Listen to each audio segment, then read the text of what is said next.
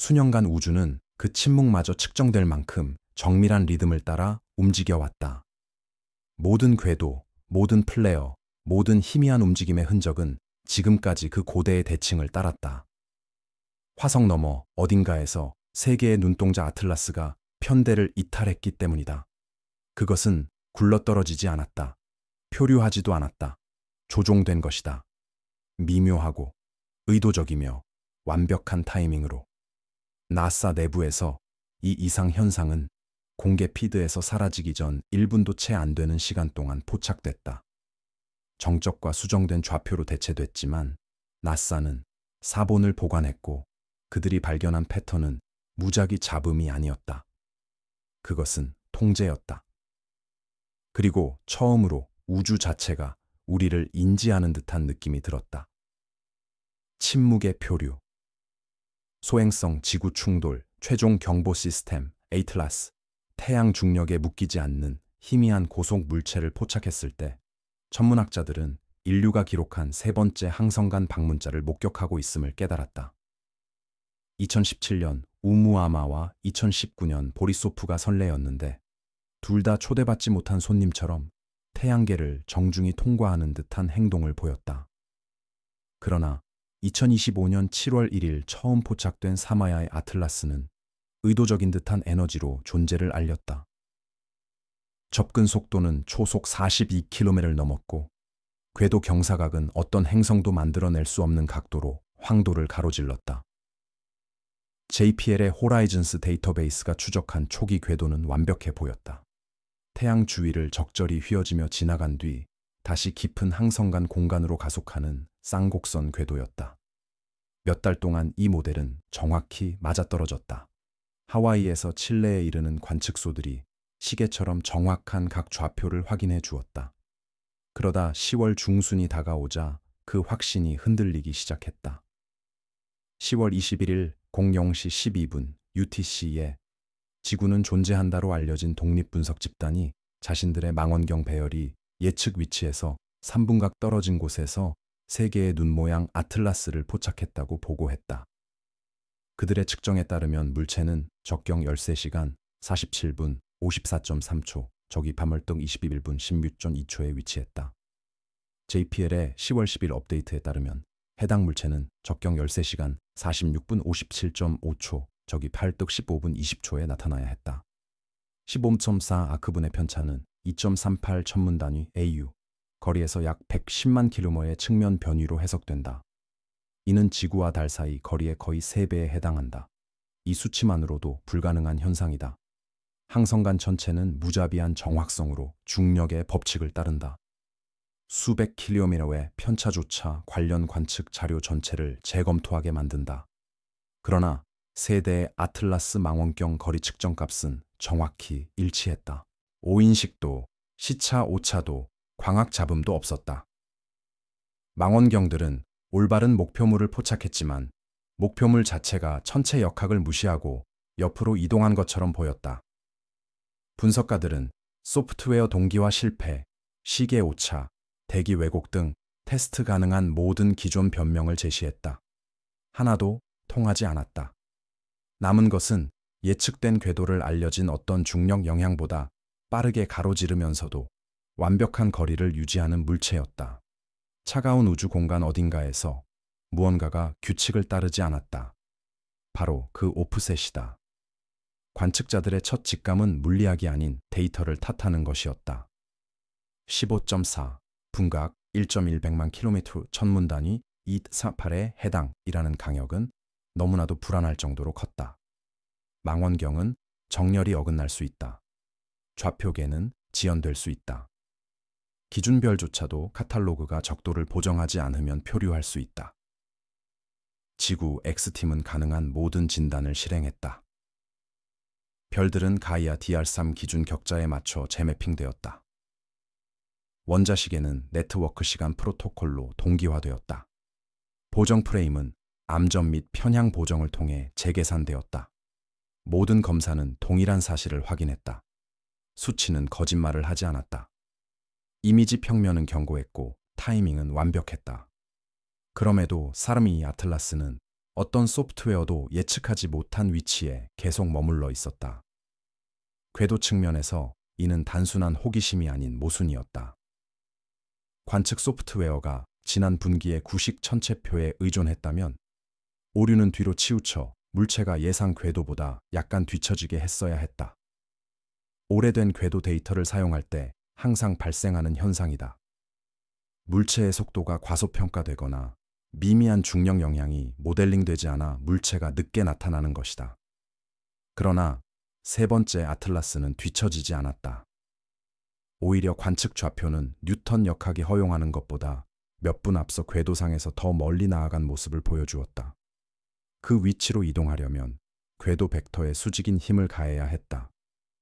본질적으로 우주 공간을 가로지르는 옆으로의 밀기였다. 성간 규모에서 단 몇 킬로미터의 횡방향 이동조차도 엄청난 에너지를 요구한다. 산 크기 정도의 얼음 핵체에 작용할 수 있는 자연적 메커니즘은 비대칭 가스 방출이나 중력 보조 두 가지뿐이다. 둘 다 관측 패턴과 일치하지 않았다. 분광 프로파일은 꾸준한 물과 시안화수소 방출을 보여주었으며 추력을 생성할 수 있는 격렬한 분출이나 회전 폭발은 없었고 횡방향으로 끌어당길 만큼 큰 근접 천체도 존재하지 않았다. 유일하게 변하는 것은 편차 자체였다. 21년 10월 말까지 편차는 이미 0.23 아크분으로 확대되고 있었는데 이는 천체의 정적 우아함을 무너뜨리는 측정 가능한 가속도였다.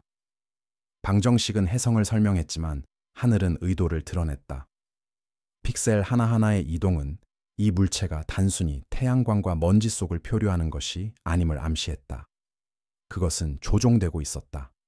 그리고 발견 이후 처음으로 3 아틀라스가 능동적으로 통제되고 있다는 가설은 공상과학처럼 들리지 않고 생생한 관측 결과처럼 보이기 시작했다.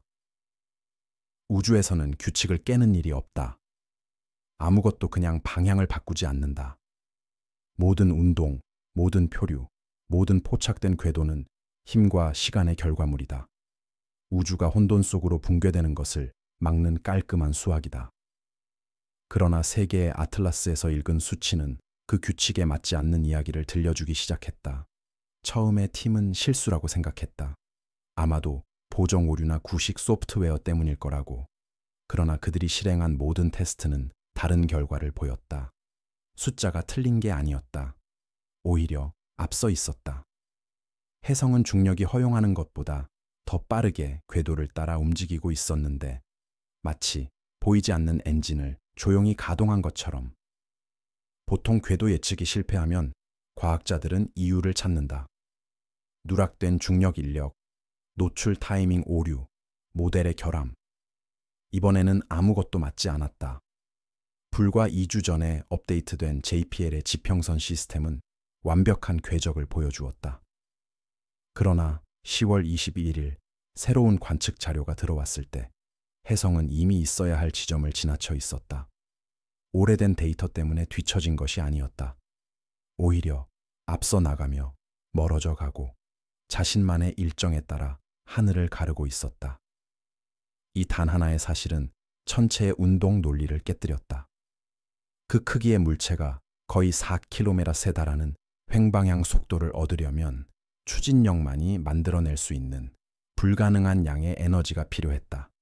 가스 방출로는 불가능했다.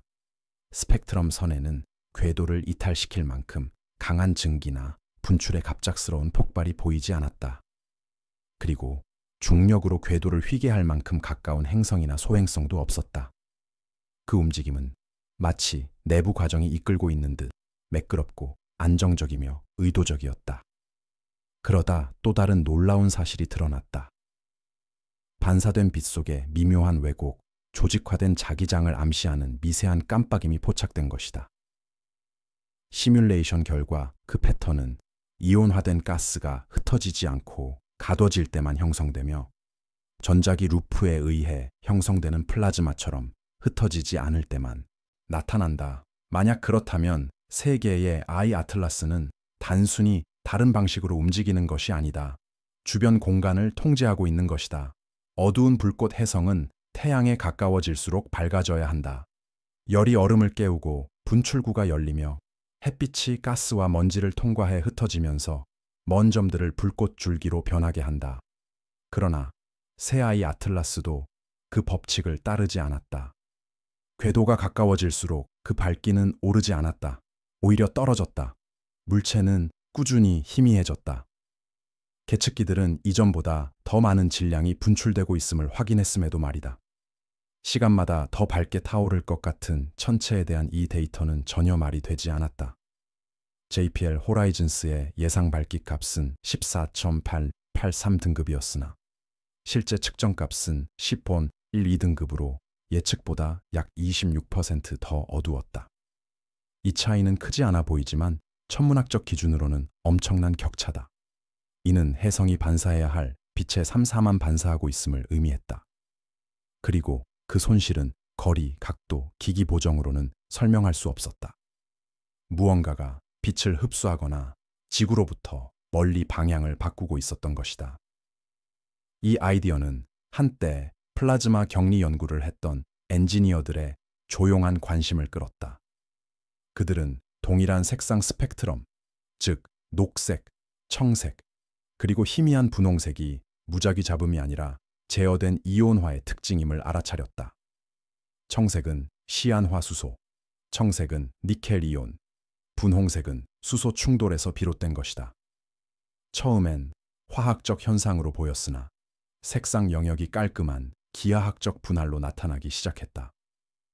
혜성은 일반적으로 먼지와 수증기의 혼란스러운 구체로 빛난다. 그 빛은 확산되고 형태가 불분명하다.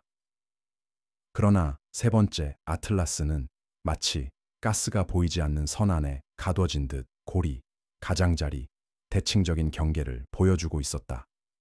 이는 자연적인 가스 방출과는 달랐다. 조직적으로 보였습니다. 이 생각은 불안했습니다. 대부분의 과학자들이 입 밖에 내지 않으려 했던 질문을 강요했기 때문입니다. 어둠이 무작위 파편 때문이 아니라면 그 물체가 가속하면서 의도적으로 밝기를 조절해 가시성을 낮추고 있는 것은 아닐까? 불가능한 일은 아니었지만 전례가 없었습니다. 수치는 발견되지 않으려 S는 우주선의 행동과 일치했습니다. 빛 속에서 드러난 기하학적 구조, 칠레 전파 망원경에서 고해상도 이미지가 전송되자 연구진은 별들 사이로 희미하게 번진 먼지 흔적을 예상했다. 그러나 그들은 형태, 실제 구조를 목격했다. 단일 프레임 증폭 처리에서 세 개의 눈동자, 모양 구조가 나타났는데 혜성이라면 존재해서는 안 될 경계선과 무작위성만이 존재해야 할 형태였다. 그 핵은 바깥쪽으로 부드럽게 희미해지지 않았다. 날카롭고 의도적으로 구분된 색상 영역으로 나뉘어 있었는데 마치 천체로 위장한 인공물의 기하학적 구조 같았다. 외곽 후광은 녹색으로 빛났는데 이는 시안화수소 분자의 특징으로 많은 혜성에 공통적으로 존재하지만 이처럼 선명하게 국한된 경우는 드물다. 그 안쪽에는 이온화된 니켈의 빛으로 파란 고리가 맥동했고 중심부에는 분홍색 방향성 광채로 테두리를 두른 흰색과 노란색의 핵이 타올랐다. 색상들은 혼합되지 않았다. 분리되어 있었다. 각 층은 마치 전자기 벽이 그들을 갈라놓는 것처럼 경계를 유지하고 있었다. 이미지 아티팩트 검증을 위해 분석가들은 동일한 영역을 두 대 조체, 같은 별자리의 밝은 별 스페르, 에스페어와 혜성 스완, R2와 비교했다. 스페르는 완벽한 원형의 백색 광점으로 나타났다. 스완은 예상대로 불규칙하고 확산된 전형적인 혜성 확산상을 보였다. 그러나 사마이 아틀라스는 둘과도 달랐다. 그 대칭성은 광학적 왜곡이 아니었고 그 농도 변화는 자연 산란 모델과 일치하지 않았다.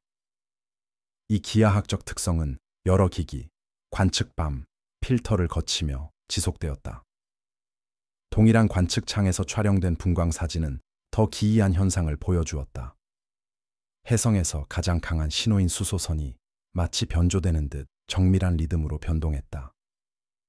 이 진동은 4~3초마다 반복되었는데 이는 알려진 어떤 회전주기나 분출주기로도 설명할 수 없는 패턴이었다.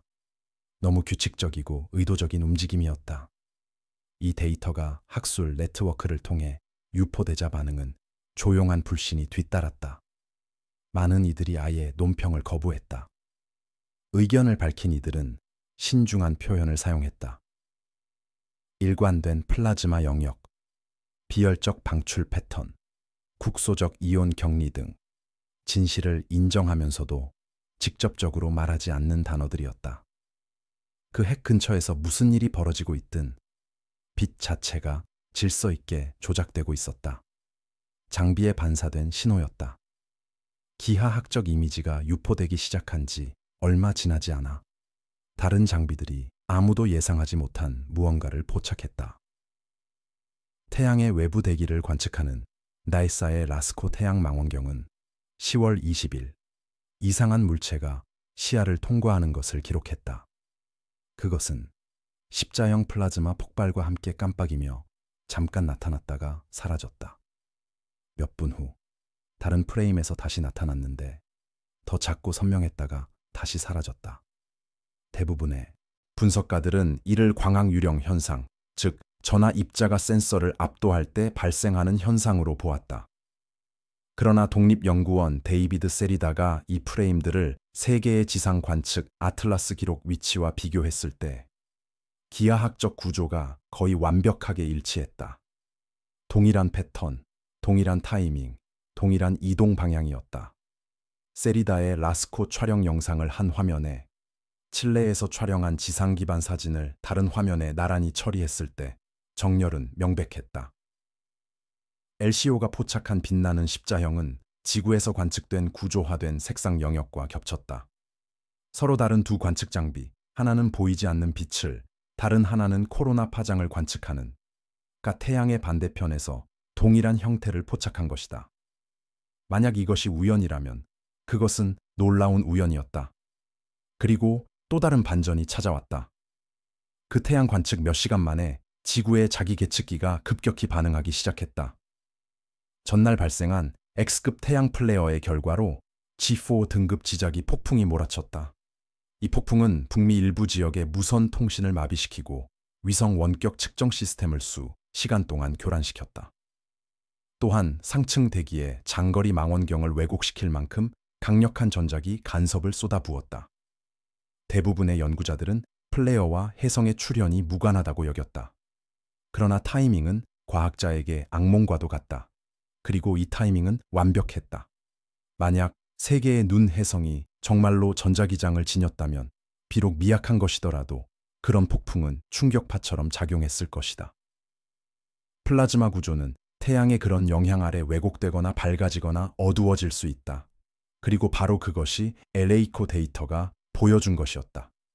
강도의 맥동은 플레어의 도달과 거의 정확히 동기화되었다. 일부는 그것이 인공물, 빛의 결함이나 우연의 일치라고 주장했다. 그러나 다른 이들은 그 상관관계가 무시하기엔 너무도 밀접하다고 조용히 인정했다. 숨겨진 근일점. 모든 궤도에는 전환점이 있다. 근일점. 천체가 태양에 가장 가까이 접근한 후 어둠 속으로 다시 내던져지기 전의 순간. 세계의 아이 아틀라스에게 그 순간은 2025년 10월 25일 11시 36분 UTC에 도래할 것으로 계산되었다. 천문학자들은 이를 단순한 중력적 이정표라 부르지만 이번 것은 특별한 의미를 지녔다. 그 날짜 지구 관측 기준으로 혜성은 태양 바로 뒤에 위치해 지상 망원경으로는 수일간 태양의 눈부심에 가려 보이지 않을 것이다. 궤도 역학상 이는 정상적 현상이지만 이번에는 전략적으로 느껴졌다. 그 정렬의 기하학적 구조는 기이할 정도였다. 태양 뒤로 숨는 순간 세계의 아이 아틀라스는 주요 궤도 수정 작업을 완벽히 은폐할 수 있는 위치를 차지하게 될 것이다. 우주선도 유사한 기회를 활용한다. 태양광이 관측 센서를 가릴 때 기동을 숨기는 것이다. 근일점 궤도 역시 궤도 변경의 가장 연료 효율이 높은 시기다. 태양의 중력이 모든 움직임을 증폭시켜 더 적은 에너지로 더 큰 변위를 달성할 수 있게 한다. 자연 천체에겐 단순한 궤도 역학이지만 기동 중인 천체에겐 기회다. 10월 마지막 주가 되자 JPL 예측 경로와의 편차가 너무 커져 예측 모델들이 더 이상 일치하지 않았다. 한 예측은 물체가 태양 가장자리 쪽으로 살짝 안쪽으로 휘어지는 모습을, 다른 예측은 금성 궤도면 쪽으로 바깥쪽으로 기울어지는 모습을 보여주었다. 실제 위치는 마치 실시간으로 스스로 경로를 선택하는 듯 그 중간 어딘가에 머물렀다. 관측자들은 태양 복사량이 증가함에도 불구하고 그 밝기가 계속 떨어진다는 점을 지적했다. 물리적으로 설명할 수 없는 모순이었다. 다른 모든 해성은 근일점에서 밝아진다. 3I 아틀라스는 마치 세상이 바라볼 수 없는 바로 그 순간 사라지려는 듯 빛 속으로 희미해져 갔다. 양자 불일치. 3I 아틀라스가 태양 뒤로 사라지자 세상은 답이 없는 질문처럼 그 재등장을 기다렸다. 5일 동안 아무것도 포착되지 않았다.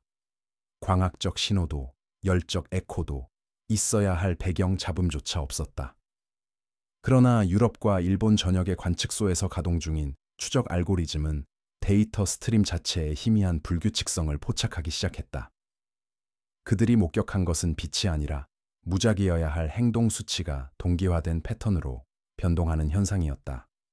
계측 오차와 통계적 잡음을 모두 뛰어넘는 미세한 진동. 부재 속에 구조가 존재했다. 기계적 결함이 아닌 수학적 계산 실패가 반복되는 텔레메트리 로그에서 시작되었다.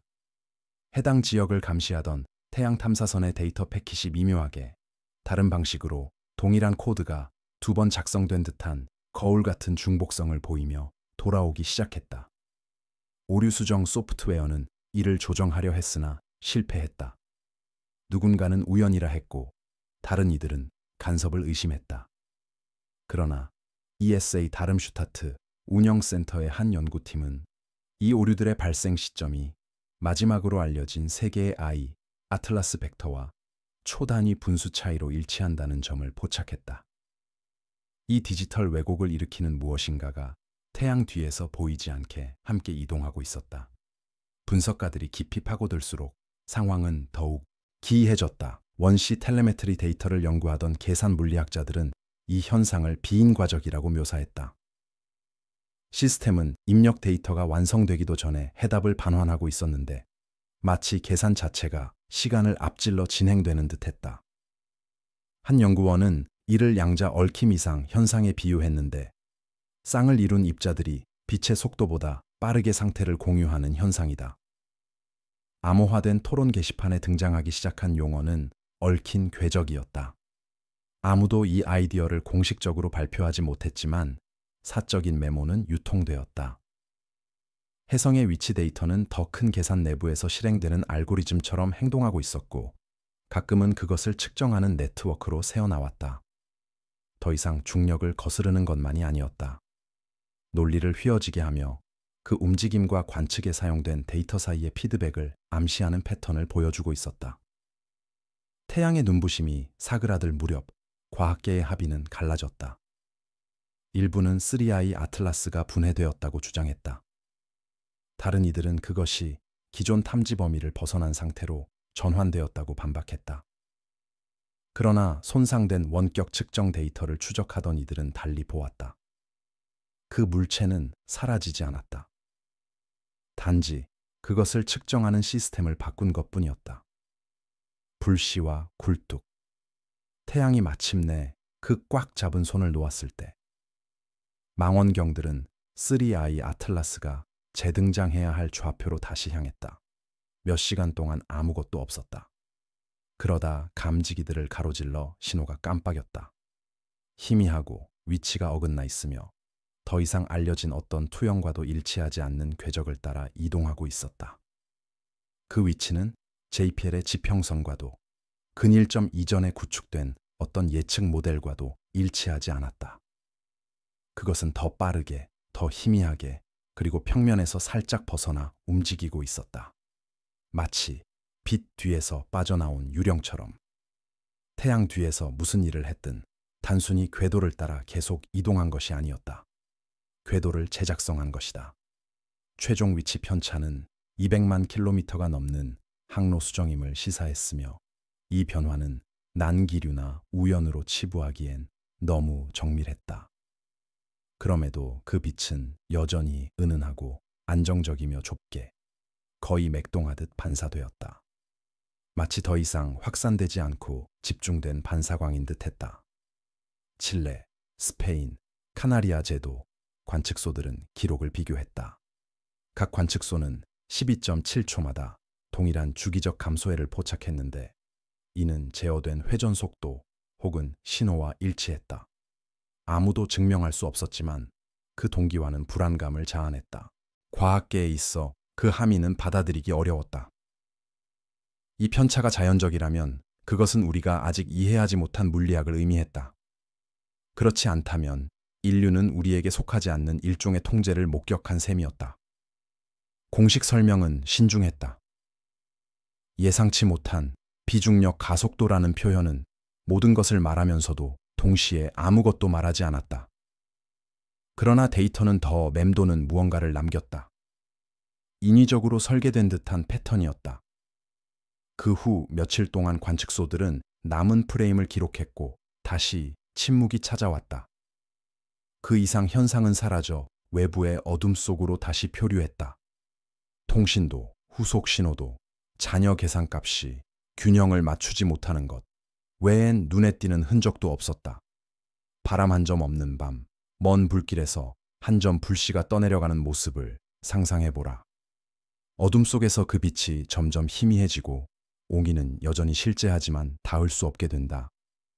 그러다 사라지기 직전 불꽃 속 살아있는 무엇인가처럼 한번 펄럭이며 옆으로 움직인다. 세 번째, II 아틀라스가 바로 그 불씨다. 재로 식었는지 아니면 더 큰 무엇인가의 불꽃을 품고 있었는지 우리는 영원히 알 수 없을지도 모른다. 하지만 지금으로선 숫자들이 여전히 같은 메시지를 속삭인다. 간극은 벌어지고 있으며 저 밖에 무엇인가가 조종하고 있다는 것이다. 오늘은 여기까지다. 아래 댓글로 여러분의 생각을 알려주시길 바란다. 세 번째 아틀라스의 더 많은 콘텐츠를 위해 좋아요와 구독을 잊지 마세요.